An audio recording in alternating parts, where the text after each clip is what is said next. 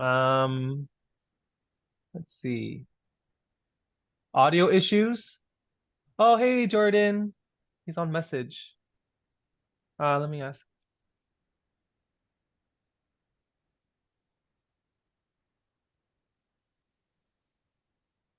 Sorry, one of the participants might be having audio issues. I'm just trying to figure out what's going on. Just give me a sec.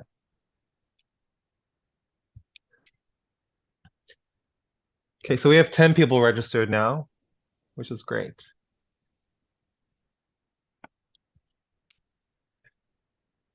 So we have with us our friends. Oh, not my Zoom. It's my. Oh, okay. It's not on our end. Okay, that's fine then. Okay, no worries, Jordan. We'll just wait for you. Okay.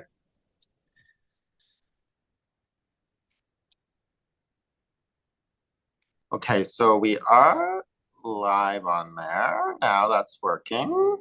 So why don't I Amazing. do this where I pin you both?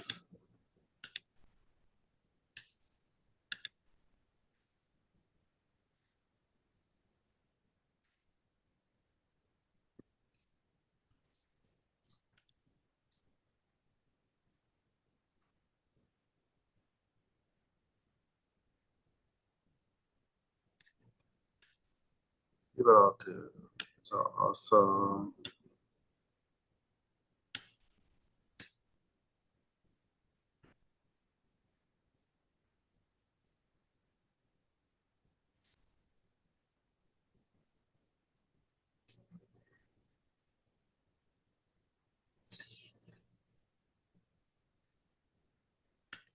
Jeff, yeah. can you send me the link to the live? Someone texted me saying they want to watch the live. Can you send me the link to that? Yep. Okay, Do that right now, Justin. perfect. Just DM, yeah.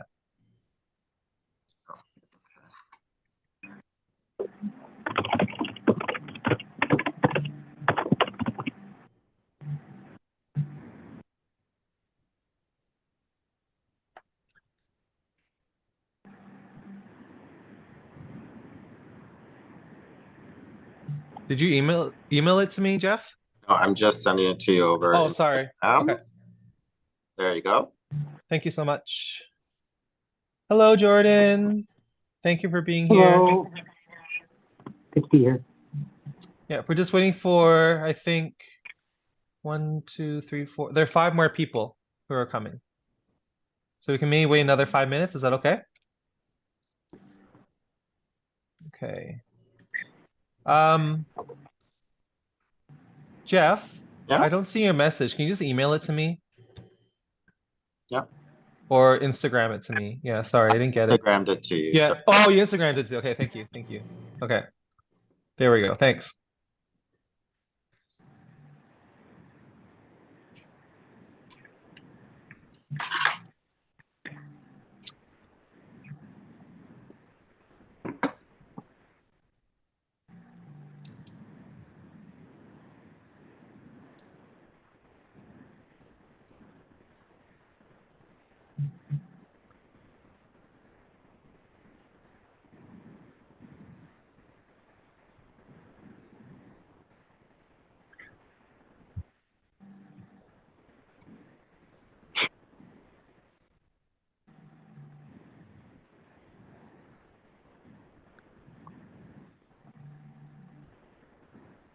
Okay, wonderful.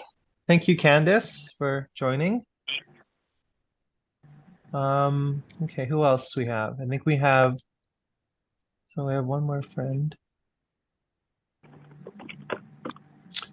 So we got one, two, three, four, five. Okay. Hi, folks. We're just giving other people 4 more minutes to join us before we start. Is that okay? Perfect. Thank you.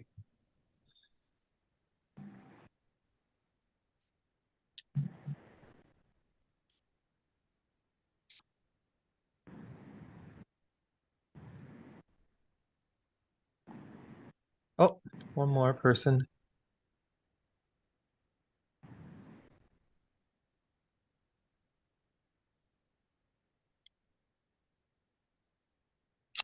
Oh, we have 11 people.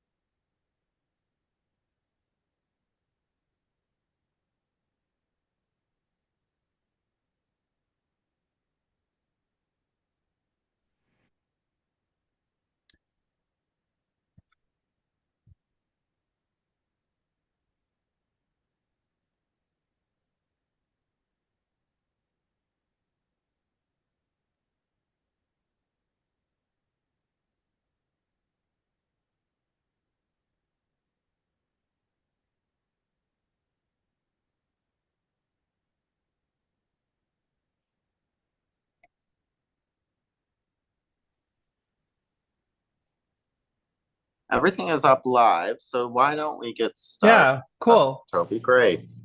Okay. All right. Do you want me to just quickly, I can start first and then we'll quickly. Okay, cool. So hello, folks. Thank you so much for joining Jeff, me, and Toby for this presentation we're calling Save Our Sites. Basically, it's an online presentation that we're doing to address what's going on with Bill 223, which will be causing the closure of safe consumption sites in Toronto by March 31st.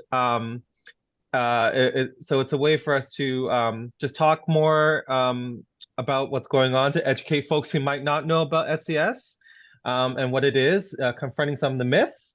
We're also going to be doing a question answer, and also at the same time, this is also an art presentation because, as we all know, art can be a very powerful tool for social change. I'm going to be presenting a photo project I've been doing with the ACAS BIPOC harm reduction program that showcases the lived experiences of folks who are BIPOC and use drugs. And then Toby is also going to be presenting some expressive art that clients at his SCS worked on. So before we start introducing ourselves, I'm going to do a land acknowledgement. So I just want to say that here at Asian Community Aid Services, College Street United Church, and Parkdale Queen West Community Health Center, we understand the importance of this land's living and spiritual history, stories, and people.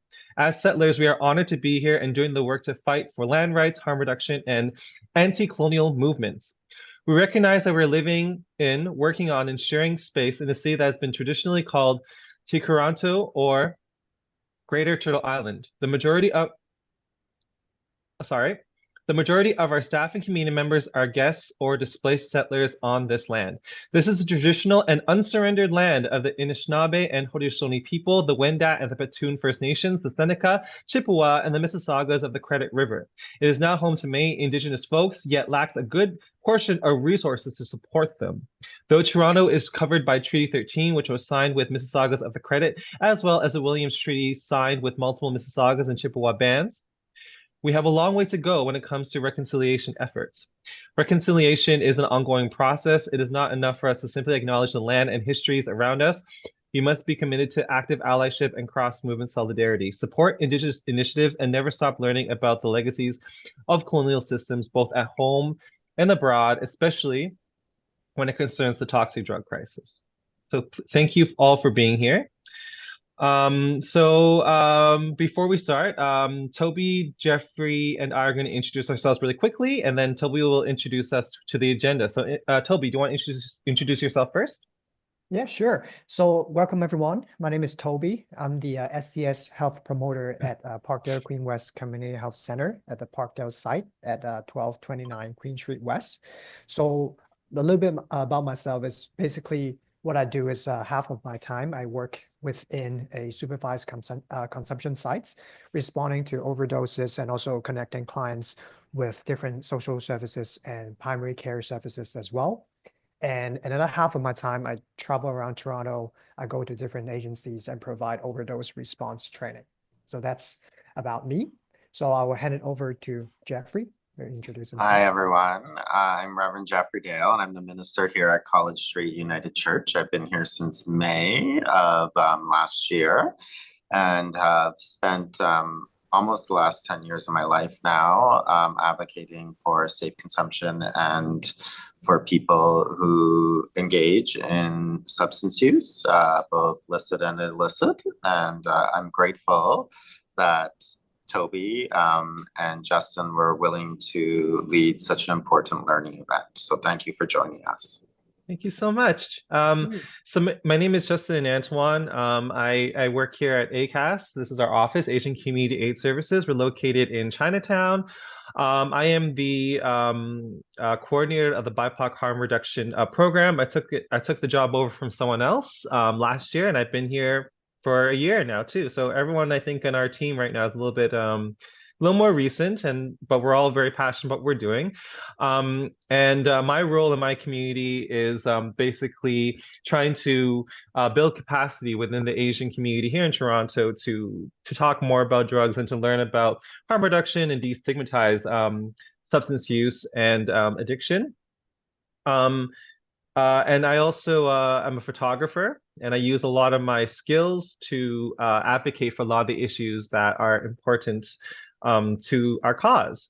So thank you for joining us. And again, I want to thank Reverend Jeff because he was very helpful in helping us to host this event with his community. So thank you so much, because we know too that it's important for church communities in our city to be involved in this too. And so thank you so much. So Toby, I'll pass it on to you. You'll talk the agenda. All right, so I'll share my screen.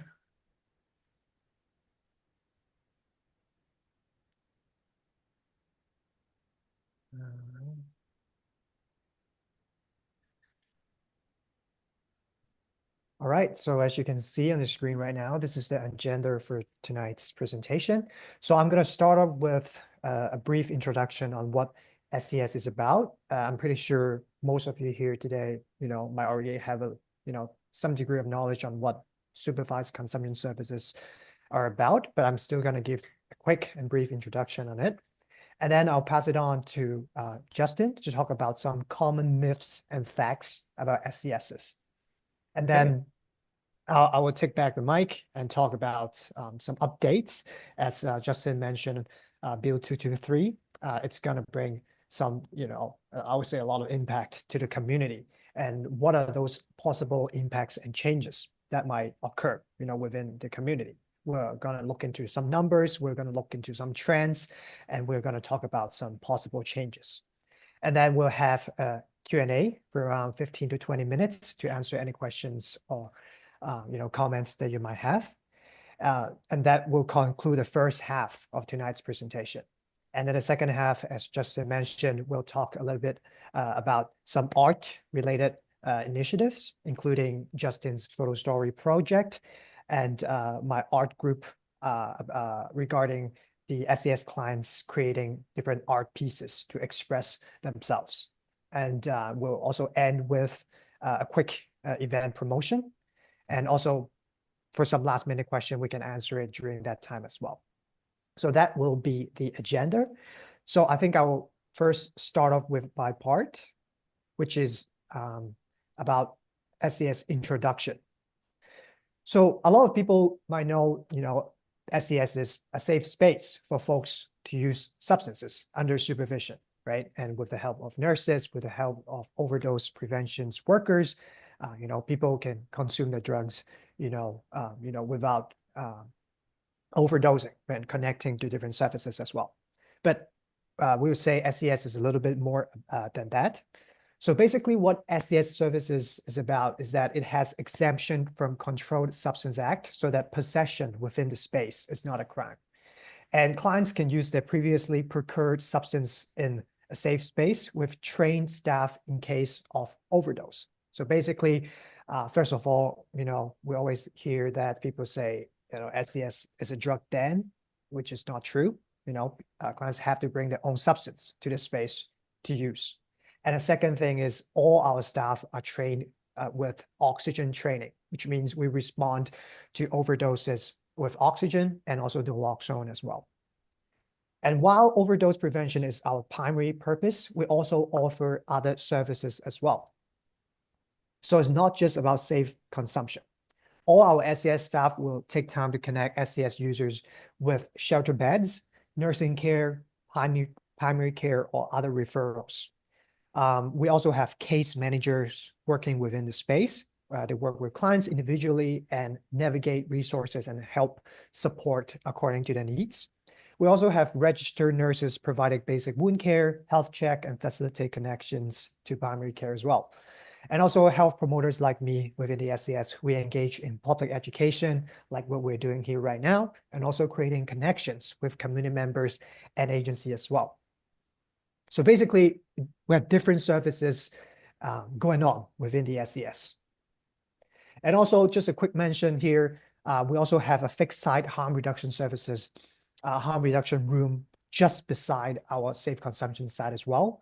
So we have harm reduction workers handing out new injection and smoking supplies. We hand out naloxone, and we also go over with people who come to get harm reduction supplies that there are safer ways to use supplies, and also what are some best practice when using naloxone within the community. And we also have outreach workers that conduct sweeps within the community to pick up discarded harm reduction supplies and also, needles, pipes, and other, paraphernalia as well. And also we are open to accept used supplies to be properly disposed as well. And we also connect different folks, no matter if they are SCS clients, they can still come here and get different social services. So that's basically an overview of what SCS do. And now I'll pass it back to Justin to talk about some SCS myths and facts. Yeah, thank you. So I'm going to share a screen. 1 second, there we go. Okay, so basically, I want to talk about some myths about safe consumption sites. Again, a lot of you in this chat, might know about these myths already, but for those who are new, we just want to go over those. So basically, Toby has already explain what a SCS is, but basically it's a life-saving intervention for people who use drugs, who might be vulnerable to overdose. And so statistics show, for example, that since March 2022, SCS has reversed 22,000 opioid related overdoses. And that's a very, very, and you can see it's a very important intervention. It's helping and saving a lot of lives. So the fact that they're closing is very, very sad. So basically, there's a lot of myths, okay? And so one of the first myths is SCS promotes, condones, and enables drug use. So basically, a lot of folks think that they're drug dens, as Toby said, and that at safe consumption sites, people are actually like getting drugs. It's not true. People who come to the SCS bring in drugs that they have already. Also, SCS operates under the idea of non-judgment and meeting people where they are at. So it doesn't promote or condone drug use. It just basically says that if people are using drugs, it's a matter of fact, and we need to make sure, despite any of our own viewpoints, that they are safe and that they are alive. And also, people don't start using drugs because of SCS. That's just not true. Okay. Another myth is that SCS increases crimes in neighborhoods. And actually, according to Toronto police data, neighborhoods with SCS actually, SCS is, sorry, 1 second. Yeah, so there are actually drops in crime in neighborhoods with SCS. And there were some neighborhoods with SCS that saw an increase of assaults by 22%, but neighborhoods without SCSs saw an increase of 24% in assaults. So even though there's some data that shows there was a rise, however, it showed that the increase was less. It was more in neighborhoods without SCS. Another myth is SCS increases public drug use and discarded needles in neighborhoods. Again, that's not true. When you don't have a place for folks to use drugs that's indoors, that's when it's actually going to become outdoors and public. And also, SCS also is a place where people are able to dispose of and get clean needles. So that's also a myth. Myth number 4, SCS attracts drug use into neighborhoods that were not previously there. That's also a myth. SCSs are actually typically established in neighborhoods where there is already pre-existing drug use and higher rates of overdose. Research shows that most people are not willing to travel far to use SCS, right? So for example, if your SCS is like, 12, 15 blocks away, right? You're not going to go all the way there to use that SCS. You're going to want to use the SCS that's closer to you, right? So that's also a myth. Okay, we have 2 more myths. Myth number 5, SCS delay entry into addiction treatment. So again, some folks believe that it's enabling drug use and it makes people not want to go into addiction recovery. Actually, it's often an entry point for folks to access addiction treatment, right? Because folks who are more likely to benefit if they're not coerced into treatment and when they know they're being supported non-judgmentally. And that's what happens at SCS. And also, we want to make a point that a person cannot access addiction treatment or recovery if they have died from an overdose, right? So that's why it's important to keep SCS open. And the last myth, SCSs are a waste of money. So basically, that's actually also not true. SCS reduces healthcare costs by reducing emergency room visits, ambulance dispatches, and the need for treatment of diseases like HIV and hepatitis. So one of the big fears we're having right now is if SCSs are closed, you're going to have a lot more people coming to the emergency room, and nurses and doctors are going to be overwhelmed. A study on the SafeWorks harm reduction program in Calgary demonstrated that each overdose reversal saved $1,600 in emergency service costs, and the program resulted in $2.3 million in savings during its 2 years and 3 months of operation. Okay. And then the Canadian AIDS Society estimates that every new HIV diagnosis results in $1.3 million in direct and indirect lifetime costs. A study of this Insight SCS in British Columbia estimated that, I can't read what that says there, sorry. 1 second. Yeah, in British Columbia, estimated that the site prevented 84 new HIV infections a year and saved an estimated 2.85 and 8.55 million in HIV-related costs. Okay, so basically, SCS actually does save money in the long term. And so these are the references. And yeah, so those are some myths, and hope that was educational. Thank you. Right, thank you, Justin. So actually, those are actually some very common myths that people in the community might have.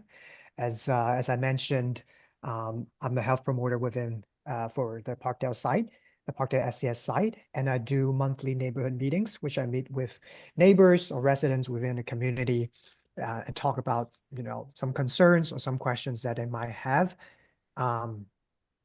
regarding SCSs. And some of the myths that Justin mentioned are actually, I found it pretty common within the community. And that's why it's very important to learn about it and know what are the facts about SCSs as well. So after learning about what SCS is about, some myths and facts, now we're going to move on to the third segment, which is some updates on SCSs. So as we mentioned in the beginning, under Bill 223 in Ontario, supervised consumption sites that are within 200 meters of a school or a daycare center will be closed, right? Will be closed. And in Toronto, 5 out of 10 sites will be closed. So I'm gonna quickly share. Sorry, I shouldn't have shared this slide. I'm gonna quickly share the list of sites that will be closing just for information. And sorry, I'll show you the list of the sites that will be still will remain open after March 31st, which is next month. Let me see. Yes. So as you can see, the highlighted paragraph here, it shows you the 5 sites that will remain open within Toronto. Okay. So there are originally 10 sites and 5 of them are going to be closed on after March 31st, according to Bill 223. And the remaining 5 SCSs include Fred Victor at 145 Queen Street East, Casey House, Street Health at 338 Dundas Street East, Moss Park at 134 Sherbourne Street, and my site at 1229 Queen Street West, which we have an exemption until 2028. So that's other sites that will be still will remain open. And, you know, by any chance, if you know any folks that need to access, you know, supervised consumption services after March 31st, these are the places that you can refer folks to go to. So that's the update. And another update is what's going to happen, right? A lot of you folks might have questioned that what's going to happen to the 5 sites that are closing, right? Which one of the site includes include the sister site of ours, which is at 168 Bathurst Street, the Queen West site from also under Parkdale Queen West Community Health Center. So their site is actually within the 200 meter of a school. So they are going to be closed after March 31st. So what's going to happen to them and the rest of the SCSs that need to be closed under Bill 223?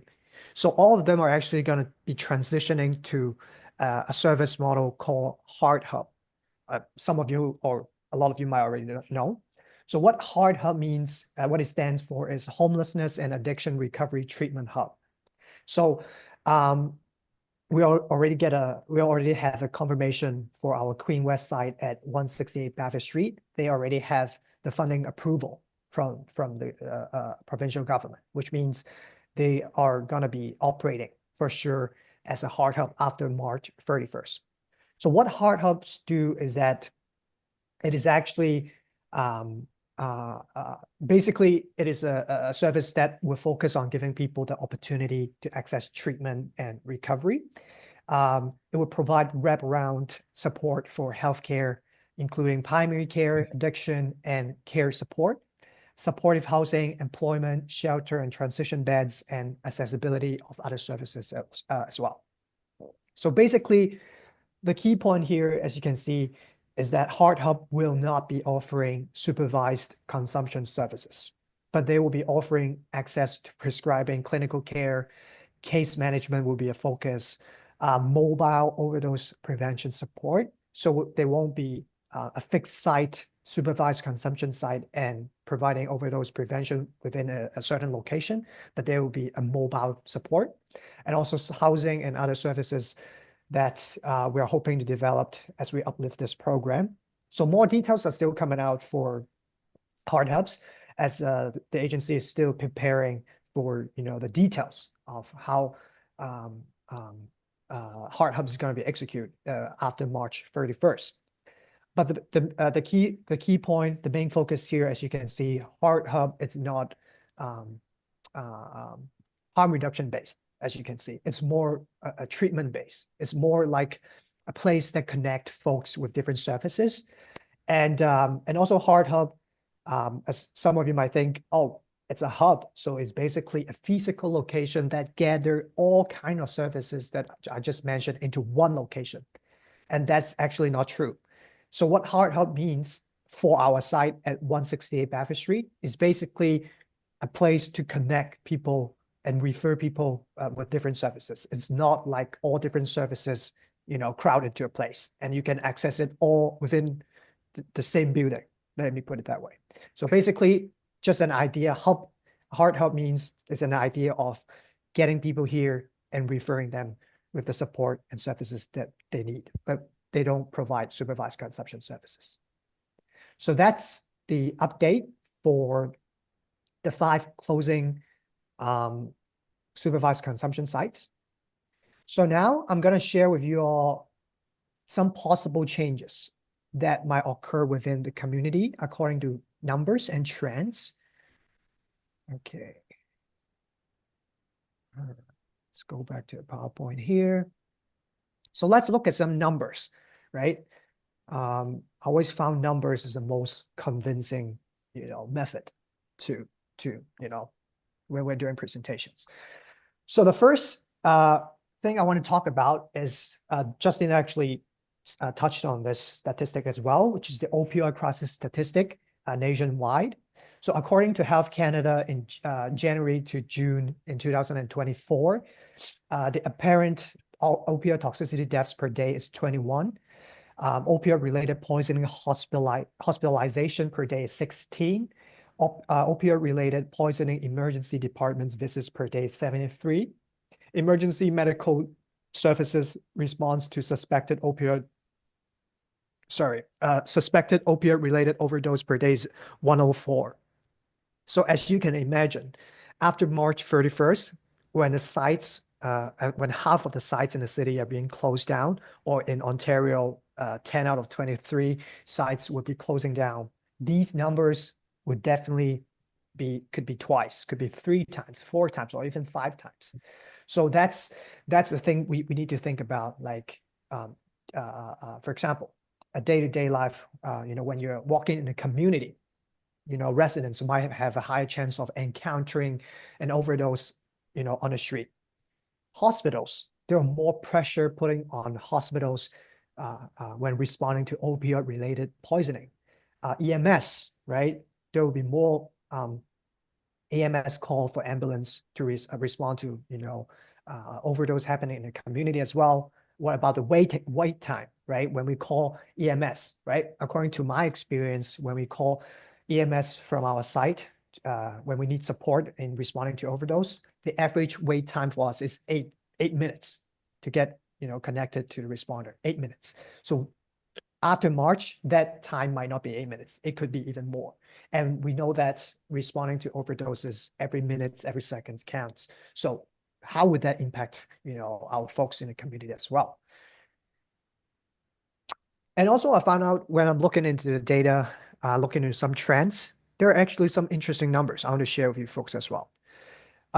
Again, when we compare the number of opioid toxicity deaths from 2016 to 2024, as we can see, if you look at the peak of the number, which happened in 2021 Q4, which is during COVID, the peak of the opioid crisis leads to the highest deaths. Compared to now, the most recent data in 2024 in Q2, there's actually an overall decrease. Same thing happened, from the provincial data. From the peak in COVID, there's actually an overall decrease till 2024. And the same also happened from the municipal level, right, in Toronto, right? From 2020 Q4 to 2024 Q1, there's an overall decrease. And it could definitely, and one of the main, contributing factors is definitely SCSs, as we reverse overdoses every month and every year. So I don't want to spend too much time looking into data as numbers. I know it's a bit boring, but just I want to show you last piece of number that is from my side. So, because I do work with all the federal and provincial reportings, I have all the numbers for my site, so I can share with you all from the Parkdale site from January to December 2024. Total number of overdoses within SCS is 165 overdoses, and total number of overdose related deaths is 0. So basically, we reverse all of the overdoses that happen within the SCSs. As you can see, total number of overdoses treated solely by SCS staff is 155, which the other 10, we required support from EMSs. So basically, it shows you how SCSs are important in responses to the opioid crisis. And the last slide I'm going to show you is the projection of apparent opioid toxicity deaths. So after 2024, going into 2025, we are looking at the purple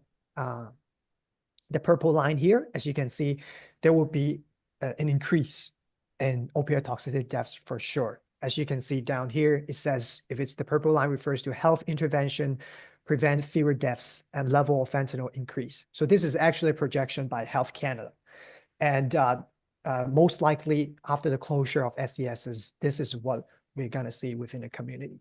So that's why Justin and I always, stressing the importance of SCSs and when SCS closes, how, residents and neighbors should, equip themselves, to, maybe respond to possible overdoses within the community as well. All right, so that's so I'm done with my part regarding some SCS updates and changes.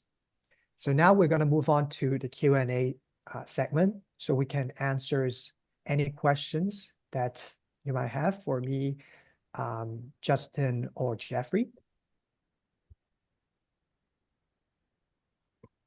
We have a question from Candice. Hello, how are you? Good.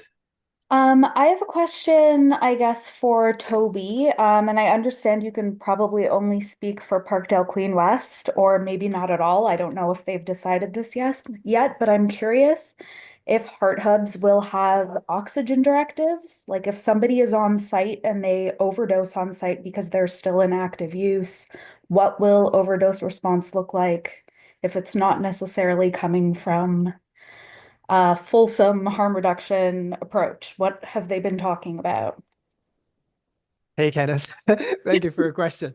So I actually don't, I'm very sorry, I don't have the information right now. So the thing is, last week, we actually have all staff town hall meeting that provides all the updates referring to the Queen West site's Heart Hub. And I should be there, but I was off last week, so I didn't attend the meeting. So the thing, what I'm gonna do is tomorrow I'm gonna get all the updates, and on the coming Wednesday, I'm actually hosting a monthly neighborhood meeting at the Parkdale site where I do a meeting every month. I meet with neighbors, with different residents from Toronto, and then we talk about all the updates. So I'm gonna share the updates regarding the Heart Hub, regarding your questions regarding the oxygen directive as well. So, Toby? yeah. Yes. So I'm thinking, maybe, do you think it'd be possible, because we know we have people registered for this event, right? Do you think you can make like an update, like sheet, and I can send it to the people registered for the this workshop, so they can have those updates? Perfect. Of course. So folks, Sounds good. whoever registered, I'm going to send you an email later when Toby has that information. You'll all get that information. Okay? Thank you. Okay. Thanks, Toby. Thanks, Candice. We have a question. Oh, that's a thumbs up from. Is that a question or a thumbs up? And Louise. Oh, okay. It's a thumbs up. Okay. Just Thank you. Thumbs up. Thank you for providing an update. Thanks. Yeah, thank you.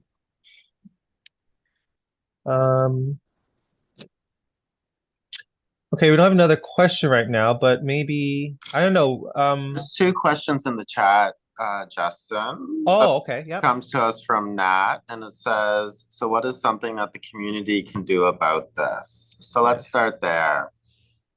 Do you want to speak on this, Reverend?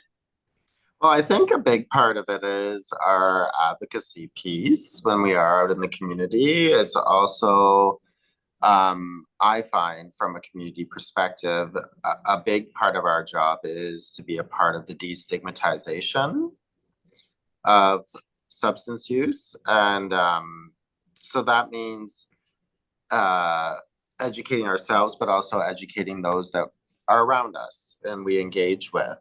When we hear certain things or engage in certain ways, that's sort of, to me, that's one of the first steps really in engaging anyone. Another step would be to go to your local pharmacy and pick up a naloxone kit to have yourself prepared. This is one of the easiest things I think you can do. I always say to people when I'm doing trainings in naloxone, if you can put a Band-Aid on a screaming child, this is a lot easier in engaging with somebody to save their life. And so these are free at your local pharmacies. And if you aren't sure exactly how to administer naloxone, they will also train you in that. So I would say that's 2 ways. I'm sure both of you have some ways as well. Yep, that's something I can say too. So another thing you can do is like a lot of the, right now, as you can tell, this is a very big issue in the Toronto community right now. There are a lot of people actually out there who are advocating against what's going on.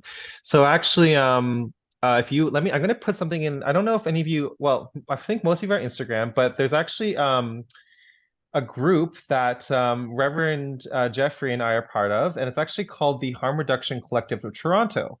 I'm going to put their email, and I think a lot of the folks who are maybe here tonight are from there, but I'm going to put down in the, oh, sorry, let me put down the group chat, everyone in the meeting, good. So if you go to at hack_Toronto, okay, if you follow them, they have a lot of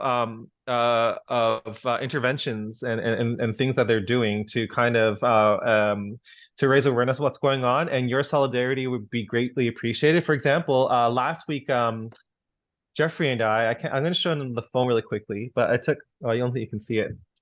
But Jeffrey and I, yeah, you can't see anything. 1 second. Okay, so these are some photos I took. I don't know if you can see it very clearly, but you see there's a building and then something there's like a clock thing being projected there, like countdown to mass casualties. So last Thursday at the Public Health Building at Victoria and Dundas, it was very cold, by the way.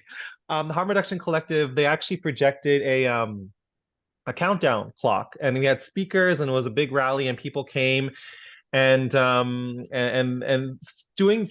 to those rallies can be and demonstrations can be very helpful for us. So for example, even tomorrow, if you go to their Instagram, you can see right here. Oh gosh, sorry. Okay, just visit it later. But tomorrow at 12 p.m. at Bay Street and College Street, 777 Bay Street, Toronto, at the Ministry of Health, there's something called Save Our Sites Province-Wide Day of Action and Vigil. So there's going to be a demonstration and rally in front of there tomorrow. I'm going to put the information in the chat there. But yeah, coming out to those events can be very helpful. Writing to your MP, writing to Doug Ford, writing to Sylvia Jones.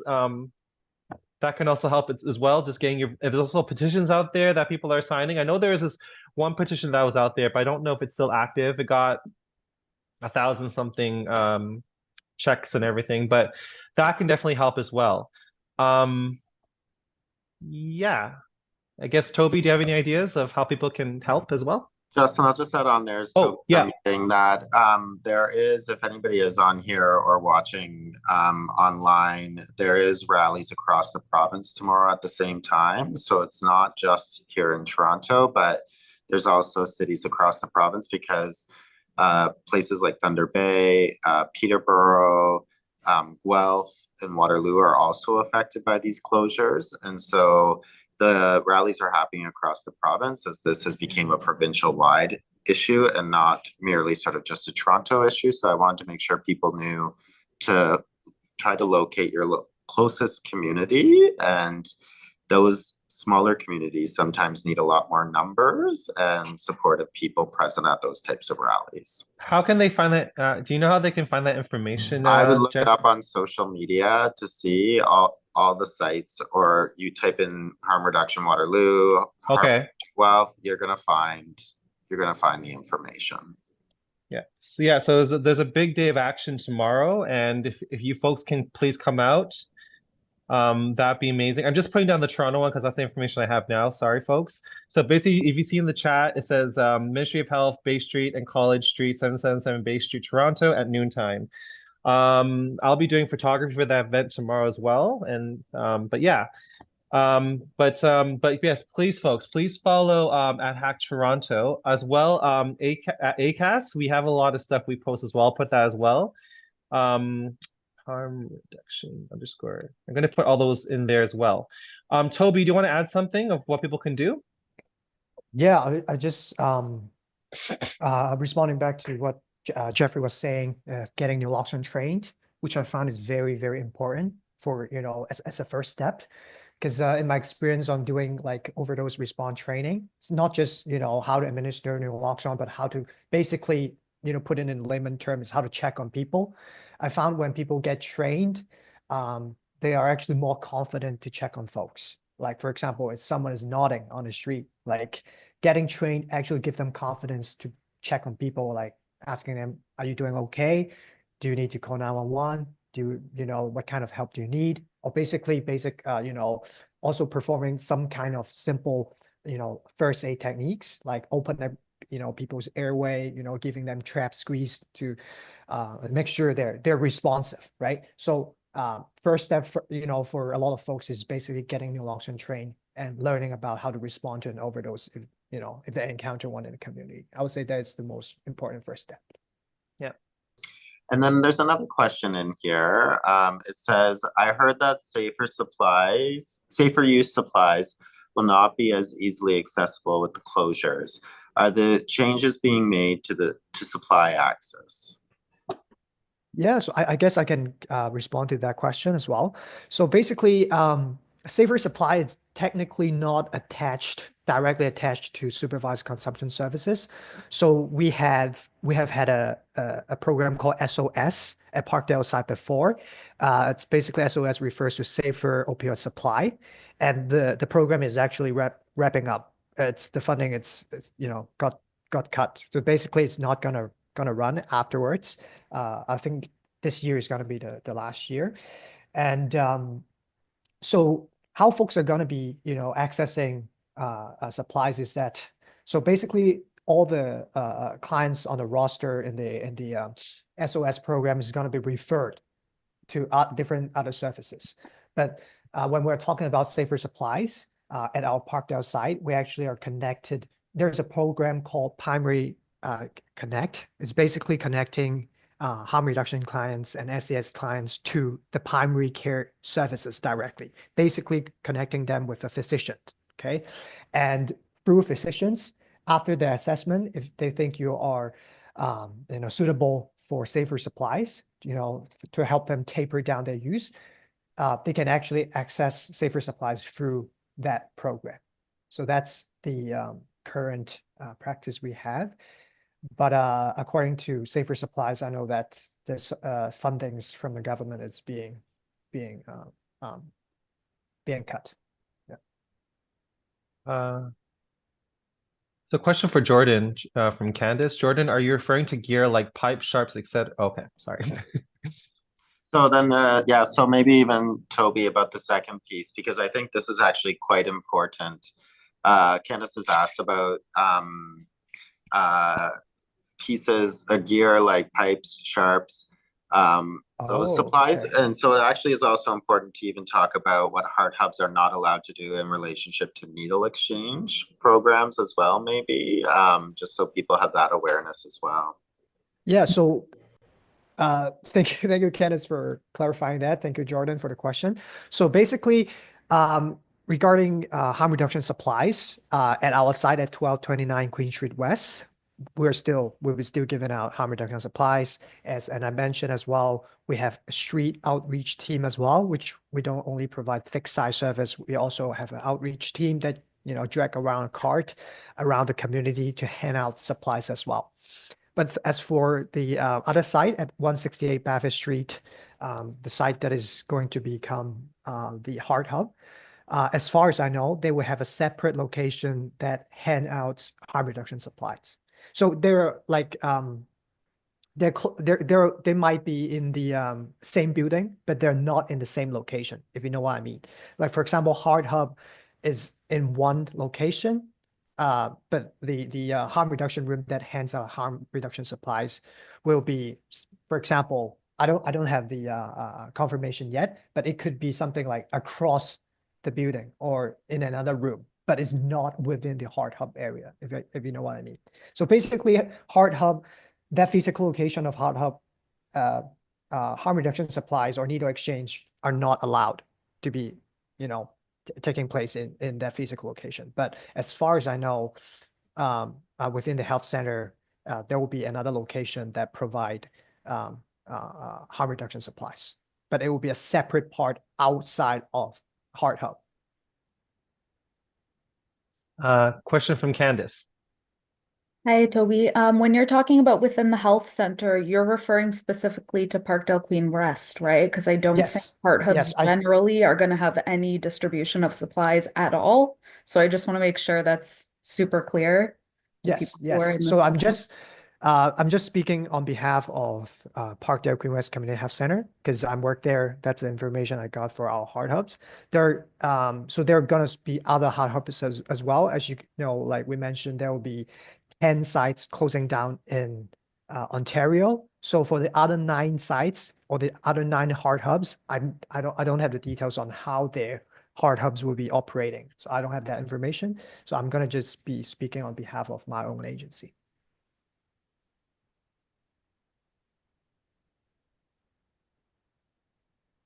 Thank you for the question. Okay. Yep. Yeah, so any more questions, folks? Anyone, or do Toby and Jeffrey have any things to say before we move on to the next? Oh, yep. I have a question. I'm sorry, I couldn't hit the hand button. Oh, okay. Um, are there any thoughts about where to send people who have been going to the safe consumption sites that are closing? Like is there going to be any extra capacity at the ones left open, or are there other ideas? I'm asking partly I helped with a resource list for homeless folks, and we have all the safe consumption sites listed currently, and of course we'll have to remove 5 of them. And I'm wondering, can we replace them with anything? Any ideas you have would be welcome. Yeah, so I think the PDF I just shared during my presentation regarding SES changes, talking about Heart Hubs, it actually lists out a lot of common questions that clients might have regarding SESs. I think I can actually put that PDF within the if the chat room allowed me to do so, or if not, I can send it to Justin, and then Justin could send it Yes. along with all the updates, to all the great. participants tonight. Yeah. But basically, if clients are looking for example, supervised consumption services, they can definitely, head over to the remaining 5 sites that we have all the address in the PDF that I'll be sending out later. But let's say if clients are looking for other services, if they're looking for employment related services, if they're looking for primary care related services, if they're looking for other like case management services, they can actually go to the Heart Hubs, which means the sites that will be closing, they're going to be transitioning into Heart Hubs. Those Heart Hubs actually will be providing those services. So going to Heart Hub can also be a place to start if they're looking for those kind of services. Okay, so we can list the Heart Hubs. Are most of them opening immediately when the safe consumption sites close at the end of March, or is there going to be a period of discombobulation while they're figuring it out? That is actually a very good question, and I currently don't have the answer yet, because as Candace asked about the oxygen directive, I'll be getting all those updates by tomorrow, and then on Wednesday I'll be sending out all the updates to Justin and also Yeah, sharing that and then, in my monthly neighborhood meeting. yeah, as and then well. I'll definitely send it out to you folks. But yeah, sorry, talking to who? Yeah, is it Aaron? Is that how you say your name? Sorry. It's Aaron. Thanks. Sorry. Yeah, so basically, I'm so bad with names, I'm so sorry. But basically, yeah, but that's one of the big critiques a lot of us in the harm reduction circle are having towards, what this government is doing, because it's like they've decided to, like, close down the SCS sites without having a real plan, like a mass casualty plan of what to do. Because when these SCS closes, the really sad thing is I don't want to guarantee this, but there's a very high chance there's going to be more emergencies and more overdoses and deaths, and this government hasn't put together a plan for those. Like it's going to be it's a very, very possible mass casualty event, basically, and it's scary. So yeah, unfortunately, to answer your question, there doesn't seem to be any plan from the government for any of this. I don't know if Reverend Jeff can speak to this, but it doesn't seem like, oh yeah, unless it's forced treatment and more cops. Yeah, so it's pretty scary, and it's pretty despairing. But I don't know if you have anything to say about this, Reverend, at all, or. I think what you've just shared is accurate. It seems to be focused on forced treatment. And I would even sort of go so far as to say it's forced treatment that's private treatment centers. And I think that's imperative to recognize, especially from a church perspective, where a lot of these private treatment centers are ran by religious groups, and religious groups that, from what I can see, reading and sort of engaging with their websites, that utilize stigmatizing practices and shame-based practices to think that that will lead somebody into a position of recovery. So I think it's important to also acknowledge and highlight that piece, that it seems to be going the way of engaging privatization, which can cost people hundreds of thousands of dollars. And we know the rates of what recovery treatments do, and also what occurs to people when they leave those treatment places and enter back into their community, and their potentiality to an exposure of an overdose or a toxic drug death is astronomically higher because of what their body has sort of processed through it. So I'll just say that piece. Got it. I'm the one who had asked that last question. I think I didn't have my video on, and I think somebody thought it was Aaron, but Anne Louise is the one who was asking the question about places we might be able to refer homeless folks to. And I just have one follow-up before we see what Aaron's question was.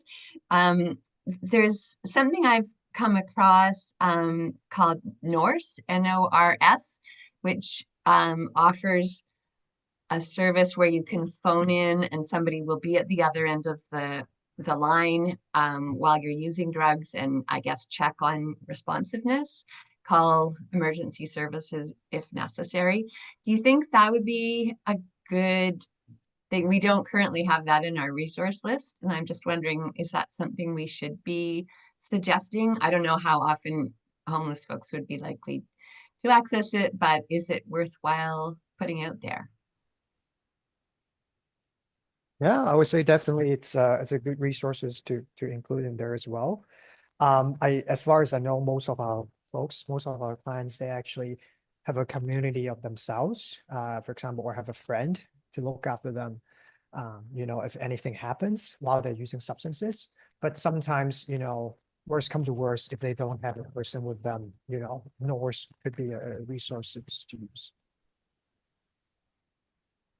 I will just share, because it was in the chat and some folks might be online watching.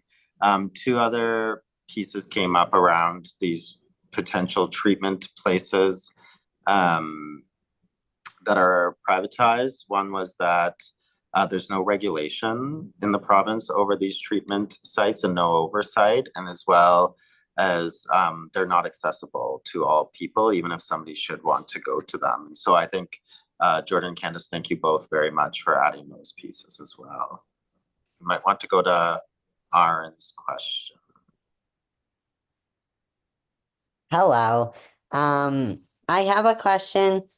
One, I know someone who works at a hospital, and I've been sort of their person to talk to them about safe consumption sites and harm reduction and everything. And I myself don't know everything, obviously, because you can't really know everything. But so they're getting information from me, and then they were talking about it at the workplace, and um an emerge doc said that almost all the overdoses seen in emerge come from safe consumption sites, and I was like, what?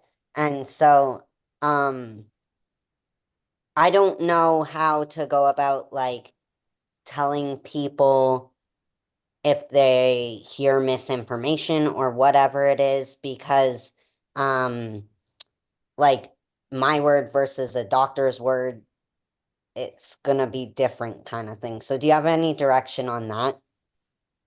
So first thing first, I can actually share with you a piece of data that I just share in my presentation. If you folks don't mind, just quickly share my screen for a sec. So I'm not saying that what your your friend at the Emerge says is not true, but again, I can just only speak from my experience, the site that I'm working with, the data that I have that I know is 100% true, because the data I got the data myself from my site. So as you can see, the total number of overdoses happening in the SES is in my SES in 2024 is 165, and the overdoses treated solely by our staff is 155. So only 10 out of 165, we required support from EMS and Emerge. So you can do the calculation, and you might have the percentage of how many clients we treated by ourselves at the SS, and how many numbers, what are the numbers from uh, that we requires help from the emergency department. Because Yeah. what we do, So Mhm. I really appreciated that slide. I actually took a picture of it to show this person. And I guess like I understand that I can show them these numbers and everything, but like still my voice is not being heard as just a like person versus a doctor. So Mhm. like I don't really know what to do in terms of when you have professionals saying one thing, or even if it's like politicians saying one thing that isn't true, how do us as like just people or whatever um make our voices heard and the truth be heard kind of thing. I think I think again, like sharing data and knowing the statistics, right? And also being very critical of the data out there, right? Because again, like a lot of the information that's out there about that doesn't support SES, I would argue is very biased, it's very quite inaccurate, to be honest. And the way they're obtaining information and statistics is actually quite unethical and ridiculous, to be honest. Like I don't know if you I think I don't know if you've heard about this, but I think the government actually sent private investigators to SES sites to gather information about what was going on there. Yeah, and that was kind of ridiculous. I don't know. I'm not sure what they said, what they found, or what they were trying to say, but Reverend, which I happen to know because I heard about that briefly, but do you know more about what they were doing? Because they were basically getting information, but it was like very false information. Yeah, so it's all part of the charter challenge that's happening through the neighborhood group. And the government was sort of trying to find people in the neighborhood that would help them with what they're sort of presenting as their reality within it. I would say, Aaron, your question's a great question, because one of the things that we often find in all of these sorts of situations is We do have stats and figures that show that safe consumption has saved lives and safe consumption sites have. Many people use anecdotal information more than anything else. And so continuing to use what is not anecdotal, but actually critically considered is helpful. It also does help. And Candace here has provided some great pieces in the chat. I'm really grateful for this about the doctors that have done a great deal of advocacy for harm reduction. And so even speaking to friends of yours and saying, you know, you might want to read the people that Candace has named here to get that perspective from doctors that are supporting safe consumption. One of the things that I find the most amazing when I engage people and have conversations with them is a lot of people read, oh gosh, what's that doctor out in British Columbia, quite famous. He was working. Okay, well, thank you, Candace. Gabor Mate. A lot of people seem to really trust his opinion on this. There's some of his stuff that I've really struggled with, but finding doctors that are out there who are speaking in support of this might help you engage the person a bit more directly. Thank you so much.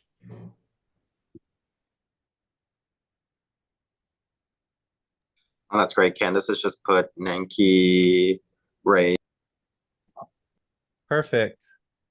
Thank you so much. So, folks, yes, thank you. Could you, Candace, can you do me a favor? Can you email that to me? Because I think I have you registered, right? With my email, the harm reduction, send that to me too. That'd be great. Yeah, for sure. Yeah, but thank you folks for all this. So we have 22 minutes left, so we don't want to keep you over time because I think this Zoom will die in like 22 minutes. So this is the so thank you for all your questions. We're gonna do the fun part now. I mean, well, we're very serious, and we're going to do something a little bit more light and a little bit, because art is beautiful, right? And so we only have 22 minutes left, so I'm gonna have to be a little quicker than I thought. But basically, this presentation is also to show you some beautiful art that me and Toby have been kind of organizing through our artisticness. I'm going to talk about my project first. So I'm going to share my screen. Oh, one second. Let me just. Okay, here we go. Okay, folks. So let me share. So as you know, folks, oops, sorry. I am a photographer. As you can tell by my very, disheveled and nerdy look. I'm also very tired.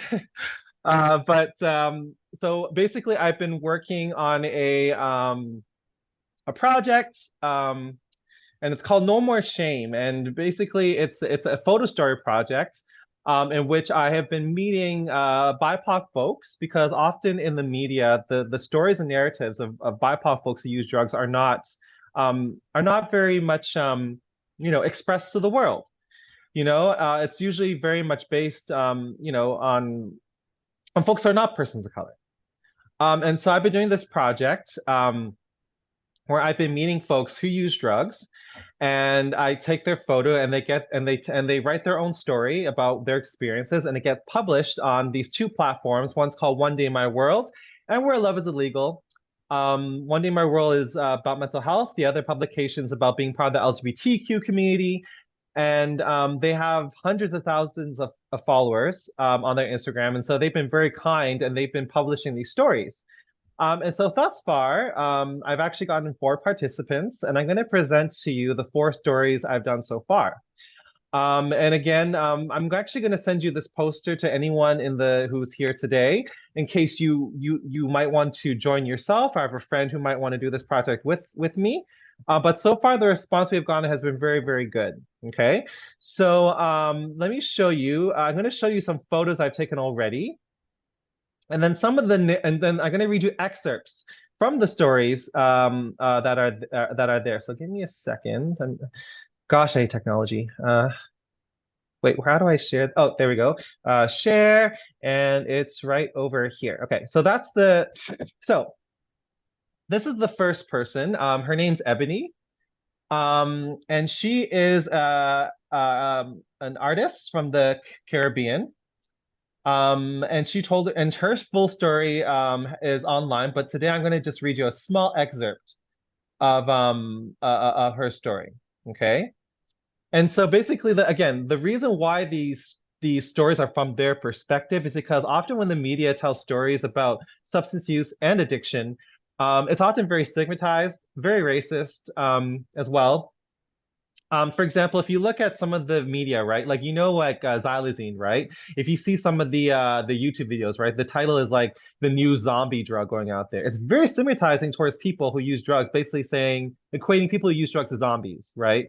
So you can see how the media can be extremely stigmatizing, right? So the reason why we have these stories from people's perspectives is because then it's more authentic and you can get more empathy, right? Rather than having outlookers with very stigmatized views looking in.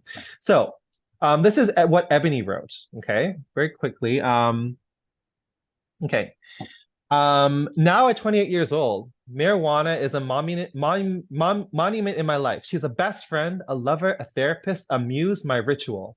I end my day standing amongst the trees of my neighborhood parquet, breathing fire on a nightly basis. This is how I ground myself, how I plan my future and dissect the present and the past. I speak to the trees and they listen, whispering life's mysteries back to me. I find it hard to imagine life without her, though I feel the pull of sobriety, and sometimes I'm even strong enough to abstain for a week or two, a month or three. I always seem to find myself nestled in her grasp. I find with myself, I fight with myself about the word addiction and connotations. Would we refer to a diabetic as an addict for physiological needing their insulin shots? How different is a need and a want? Should you only demonize a substance when it's doing more harm than good? What's good for my brain is simultaneously bad for my lungs. Where does one draw the line? Okay, so she wrote that in her story. And so you see how within that story, it's a much deeper conversation about addiction, right? And you've actually noticed in the poster I wrote, originally on the poster I wrote folks who experience substance use and addiction, but then I took that out from the poster because I realized that not everyone refers to their substance use as an addiction, and a lot of our ideas surrounding addiction are very medicalized, very much based in colonialism and racism. And so I've myself have been learning to reconceptualize addiction, right? And it's been very helpful. Again, everyone has different opinions on addiction, but I will say that this project has helped me to reframe what it means to me personally, and it's been really helpful. Okay, so there's three more stories, but I'm not going to read all of them because it's too much. But this is another person whose name is Daniel Uy.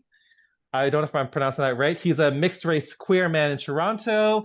And yeah, and so he actually has a story too that's coming out very, very soon about experiencing, in his life what he calls addiction and substance use. And he's actually also a person living with HIV. And this story is very powerful because this picture is very powerful. If you just see this one, right? So basically, he's holding a picture of himself, okay? When 20 years ago, that was the last picture he took of himself the last picture he got of himself the day he got diagnosed with HIV.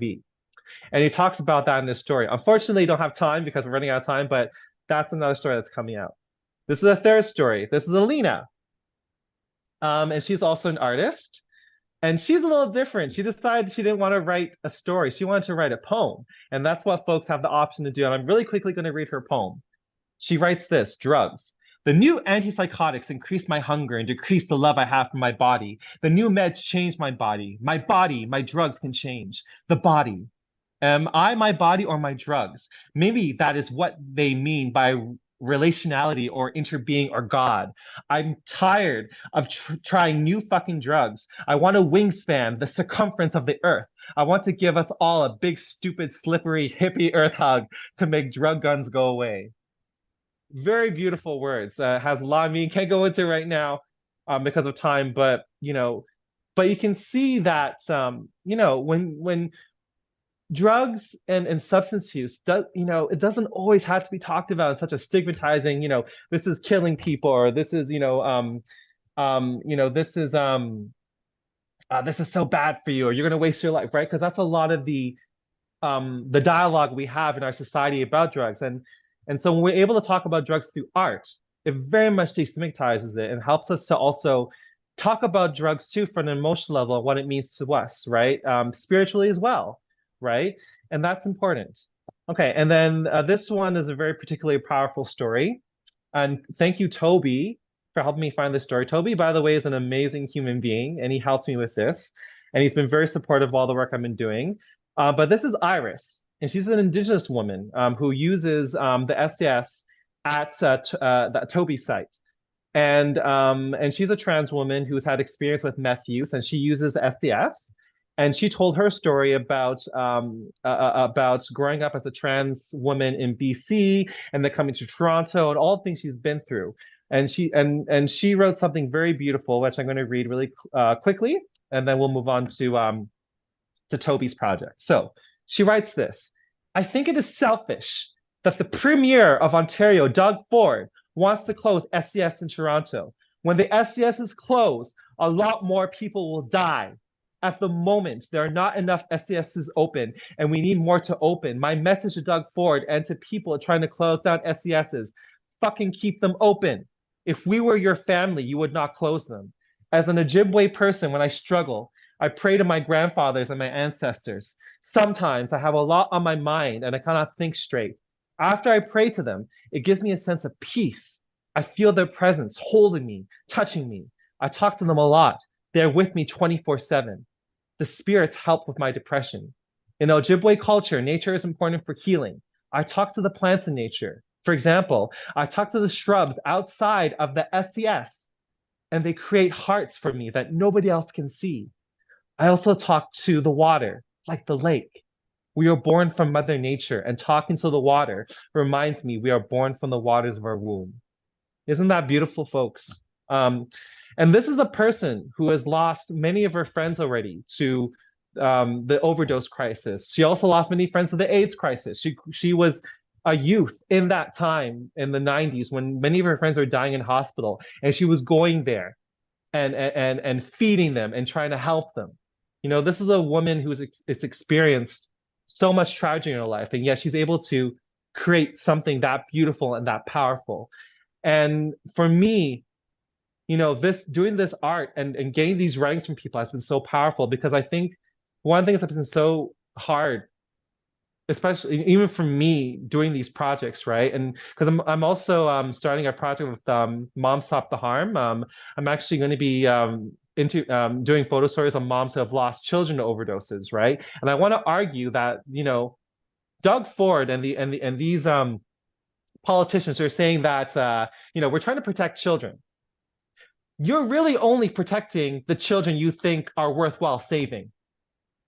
They do not take into consideration, or they choose to ignore the fact that people who use SES are somebody's children too. And that's why I'm doing that project. But what I will say is art is very powerful, because there's so much grief right now, and the collective mental health of our communities because of this overdose crisis is you know, it's a crisis. You know, and I find art and words have the power to bring healing, to conjure up empathy, you know, to also spread messages, right, of hope as well. Because if you listen to all those stories, there was some sort of sense of hope in them, you know. And I think we need hope, especially in this time, because it's very scary what's going on. And when I talk to, again, the mothers, when I talk to people who use drugs or are losing friends, it can be very, very, very hard. And even in the process of me doing these stories, I've had some moments where I've broken down crying, because it's so hard to listen to these stories, you know. So art is very powerful. And thank you for listening to that. I'm going to be quickly going to move back to Toby because we only have 10 minutes. Toby, please present your art project, and thank you so much for listening. Thank you. Thank you, Justin. I just want to say that the stories that Justin was presenting is actually very powerful, because sometimes we might, you know, spend a lot of time or, you know, put our focus on numbers, like the statistic I am, you know, presenting just now. but in fact that, you know, behind these numbers, there are actually real human beings and stories behind, which is much more than just, you know, just numbers. So it's actually, you know, the work that Justin did is amazing. I got amazing feedbacks from clients that they feel very empowered and they actually learn a lot about themselves throughout those photo story projects with Justin. So it was it's very, you know, amazing a journey for the clients. And, you know, it'd be great if folks can, you know, head in and, you know, show their supports to those clients who share their story. So for the last part, I'll just spend around 5 minutes. It's just a quick teaser for the SES client artwork exhibit, because we'll be doing a mini art exhibit in person later in March. I believe it's around mid-March. We'll do that in person. But for now, I'm just going to do a quick online teaser version to show you what artwork or what art pieces our SES clients, you know, have created. So basically what happened was the backstory was I was working at the SES, and, you know, when I connect with clients, I've heard so many feedback that they want to do something. They want something to do, you know, while during their day, right? They want to learn something, or they want to do something that help with their mental health. So after gathering, you know, opinions or feedbacks from clients, I decided to start an art group. And while I was searching for a volunteer art instructor, I met one of the clients in the SES that told me she's an art instructor herself and had experience leading expressive art group. And I was like, wonderful. And then that just clicked, and we created a 4-session art program together. And we invited clients in the SES who are interested in, you know, expressive art to come to our group and just do 2 hours artwork every week, once a week together. So we created different type of artwork. We have clay work, we have self-portrait art, and vision boards as well, which they represent different themes. For example, for vision boards, obviously it's talking about the vision, how they see themselves in 2025. And self-portrait art, basically how they view themselves, how they see themselves, what is their self-image, right? And also clay work, basically just expressing, you know, how clay can actually help people to, you know, express their emotion easier. Because sometimes to describe your own feelings through words, it's not that, you know, easy, or it's not for everyone. And they have actually created 15 pieces of artwork, you know, from 9 different, you know, artists from our SES. So I'm just going to quickly show you folks a couple due to time. So this was vision boards that they created. I'm going to share just 2 pieces of vision board with you all. So the first piece I want to share is the one at the top left-hand corner, the pink one. So it's actually from an artist called Josh. So the description is very simple. It just said it's about living life and dreams. And the second one in the middle, the blue one in the center, it says it's from the artist named MJ. And the description, it says, everything I want in life, how I'm feeling right now, and what I want to do.